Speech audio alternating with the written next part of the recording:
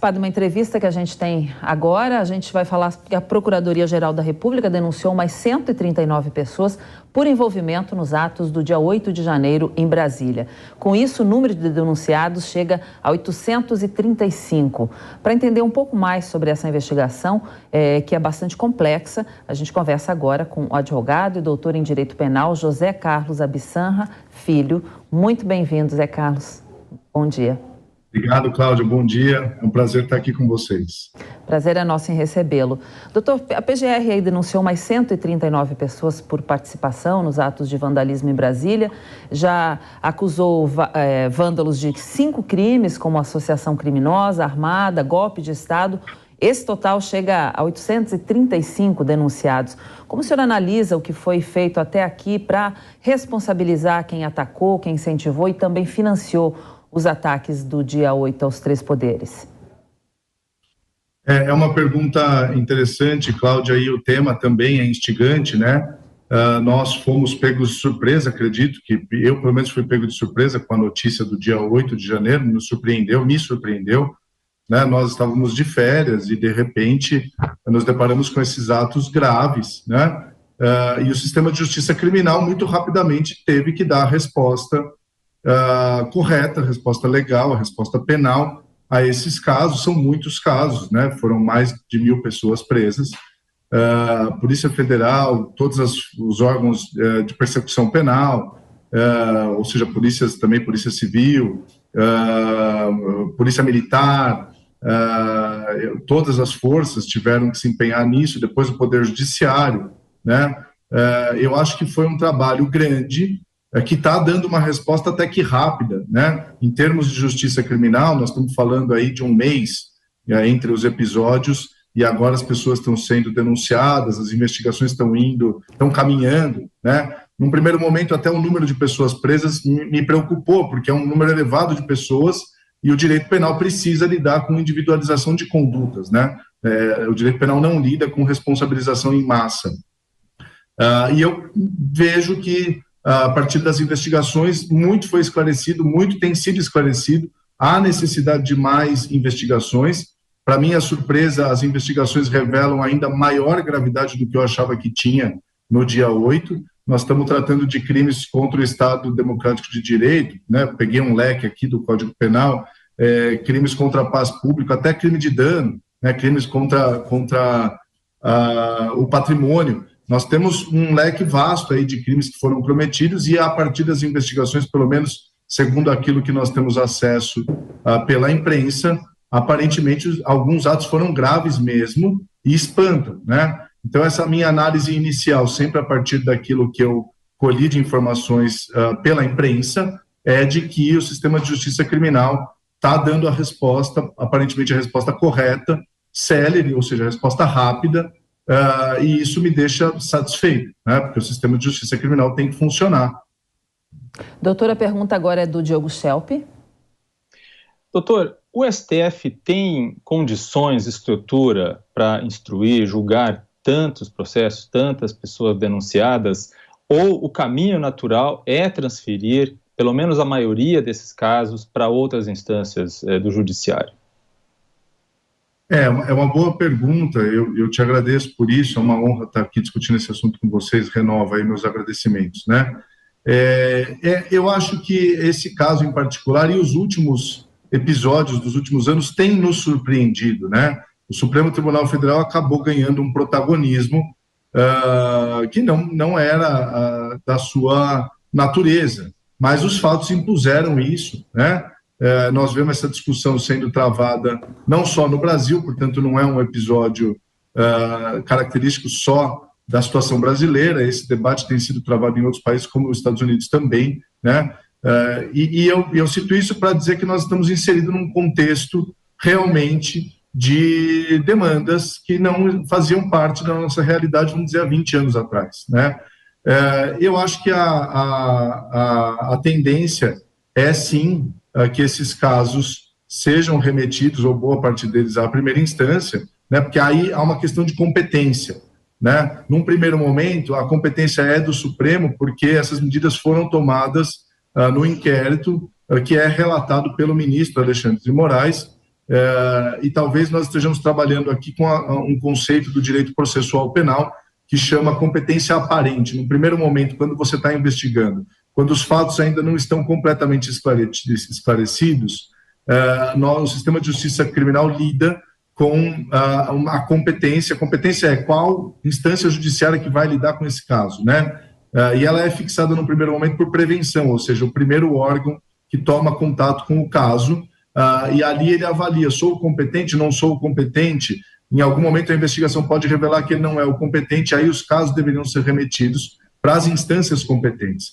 Essas informações, Douglas, elas são verificadas justamente ao longo do curso da investigação, por isso é que se criou esse contexto, esse conceito da competência aparente. Por quê? Porque, segundo as informações que se tem até ali, a competência é do Supremo Tribunal Federal. À medida em que as investigações vão caminhando e que os fatos vão sendo esclarecidos, possivelmente constate-se uma mudança de competência e aí os casos poderiam ir para outras instâncias competentes, né? Então, eu acho que, num primeiro momento, esses casos devem ficar no Supremo até que a competência seja estabelecida, fixada, possivelmente com remessa gradativa dos casos, cada qual para sua instância competente.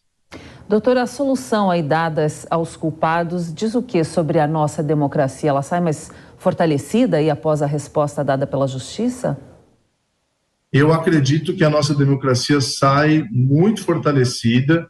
Eu acho que todos nós, todas e todos, convivemos num ambiente nos últimos anos aí de desafio grande. Havia um grupo de pessoas claramente colocando em dúvida a Constituição Federal de 1988 e o regime em si, né? Havia um grupo de pessoas tentando retroceder o regime para um estágio anterior, e eu, muito alegremente, constato que a grande maioria das pessoas, inclusive algumas pesquisas de opinião foram feitas, apoia o regime democrático brasileiro, e nós passamos por um teste, portanto, de capacidade, ou seja, de eficiência do nosso regime democrático de impor a lei e a ordem àqueles que quiseram romper com a lei e com a ordem vigente via violência, né? Então eu constato com felicidade que o sistema jurídico brasileiro sai fortalecido, a democracia sai fortalecida. Era a vontade da maioria da população. Há alguns anos houve pesquisa de opinião feita e, salvo engano, 70% ou 80% das pessoas aplaudiam o regime democrático. Portanto, nós nem estamos falando da eleição só, nós estamos falando de pessoas que querem o regime democrático portanto, saem felizes, assim como eu, constatando que a nossa democracia venceu e, na minha visão, Cláudia, impondo as soluções legais corretas, né? Nós estamos nos valendo do direito penal, do sistema processual penal, de toda a ordem vigente democrática. Então, democraticamente, o sistema está fazendo valer a vontade do legislador constituinte de 1988 e da população, na maioria da população, né? O regime democrático é um regime plural por natureza, mas ele tem com certeza limites, né? Ele aceita diferenças, e claro, ele aceita diferenças de opinião, mas as leis têm que ser observadas, né? Então eu saio muito satisfeito, inclusive há 2 anos já havia escrito um artigo sobre isso, dizendo que o regime democrático dava sinais de vigor na medida em que ele vinha sendo testado. Eu acho que a partir do dia 8 nós constatamos uma vitória vigorosa do sistema democrático, que tende a se normalizar agora, na minha visão, sem o choque, o constante desafio que vinha sendo impondo. Eu acho que ele deve mitigar o que deve acontecer em benefício da população que quer viver num país tranquilo, em paz, né, para poder trabalhar e viver. Então eu fico muito satisfeito e vejo com muitos bons olhos a resposta que o nosso sistema deu e vem dando, e seguirá dando, né? Pergunta do Diogo. Doutor, como o senhor vê essas iniciativas que têm surgido no Congresso para alterar a Constituição, no artigo 142, no que se refere às atribuições das Forças Armadas, na tentativa de evitar né, interpretações mal intencionadas de que as Forças Armadas pudessem ter alguma espécie de poder moderador, o que foi visto por muitos como, inclusive, a origem, digamos assim, né, a interpretação equivocada que levou muita gente a acreditar que as Forças Armadas pudessem intervir no processo eleitoral.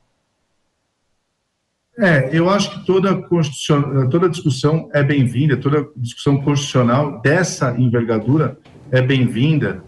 Eu não vejo, a princípio, necessidade de mudar a Constituição, porque, na minha visão, claramente, as Forças Armadas não têm poder moderador nenhum. As Forças Armadas têm uma função seríssima, que é a função de garantir segurança contra ataques externos, né? Não existe democracia no mundo que viva sem Forças Armadas muito bem equipadas, muito bem instaladas, né? A função das Forças Armadas brasileiras claramente não é a de poder moderador. O Brasil é um país democrático, com poderes constituídos, funcionando. Todos nós temos críticas a várias situações que ocorrem no Brasil e no mundo. As críticas são bem-vindas, o debate público está aí para isso, mas é isso, nós temos um Congresso Nacional operando regularmente, nós temos uma presidência da República também trabalhando e operando regularmente, um poder judiciário também a pleno vapor, né? Temos Ministério Público, nós temos defensorias, nós temos advogados e advogadas, OAB, órgãos de classe, imprensa. A democracia brasileira é pujante e não faz parte das atribuições das Forças Armadas nenhum poder moderador. As Forças Armadas existem com uma função constitucional muito clara de proteger as nossas fronteiras e garantir a segurança nacional contra ataques externos, porque as Forças Armadas também não têm atribuição de policiamento, por exemplo, né? A segurança pública ela é feita pelas forças policiais. Então, não vejo necessidade de alterar a Constituição, porque não vejo na nossa Constituição nenhum poder moderador às Forças Armadas. Agora, às vezes, no âmbito político, há uma necessidade de deixar isso ainda mais claro, quer dizer, pode ser, por que não, né? De qualquer forma, respondendo a sua pergunta, as Forças Armadas não têm poder moderador nenhum. Doutor, o ex-ministro da Justiça e secretário de Segurança Pública continua preso por omissão. Ontem a CPI, criada pela Câmara Legislativa do Distrito Federal para apurar os casos, os atos do dia 8, aprovou a convocação de Anderson Torres. Qual que deve ser o desfecho dessa prisão? Olha, Anderson Torres, ex-ministro da Justiça do governo do Bolsonaro, salvo engano, se eu não estiver equivocado, e depois secretário de Segurança Pública do Distrito Federal, correto? Sim. Eu fiquei preocupado quando eu soube que essa pessoa, ou seja, essa figura, ocupando o cargo de secretário de Segurança Pública do Distrito Federal, tira as férias no momento em que um novo governo toma posse, num clima de absoluta intranquilidade que a gente vivia naquela época. Não consigo imaginar razoabilidade em alguém que ocupe o cargo que ocupava naquela situação. Eu fiquei preocupado, achei estranho, me gerou desconfiança. Acho que todos nós, diante desses fatos, temos vontade de entender o que efetivamente aconteceu, portanto, as investigações têm que seguir. Não posso dizer sobre a necessidade ou não da prisão preventiva, porque não conheço os autos efetivamente, né? Agora, dessa perspectiva, vou chamar de uma perspectiva política, fiquei bastante preocupado, né? Imagina só um governo eleito tomando posse, num clima de absolutamente intranquilidade social, o secretário de Segurança Pública sai do país. Fiquei preocupado. Acho que sim, que a sociedade demanda e espera o deslinde das investigações para entender efetivamente o que aconteceu. Nesse caso, poderia ser necessário, a depender das hipóteses da prisão preventiva, a necessidade de manutenção da prisão preventiva. Mas insisto em dizer que não conheço o caso concreto, portanto não estou falando dos aspectos jurídicos incidentes ao caso, e sim do contexto político que a imprensa toda narrou e que nós presenciamos. Muito bem, sobre os desdobramentos aí dos atos do dia 8 de janeiro, a gente conversou com o advogado e doutor em Direito Penal, José Carlos Abissanra, filho, muito obrigada pela sua entrevista, pelo seu tempo. Bom dia para o senhor. Para nós, muito obrigado. É sempre um prazer. Um prazer também recebê-lo. Diogo, também a gente já se despede. Obrigada pela parceria. Até amanhã, Diogo. Até mais.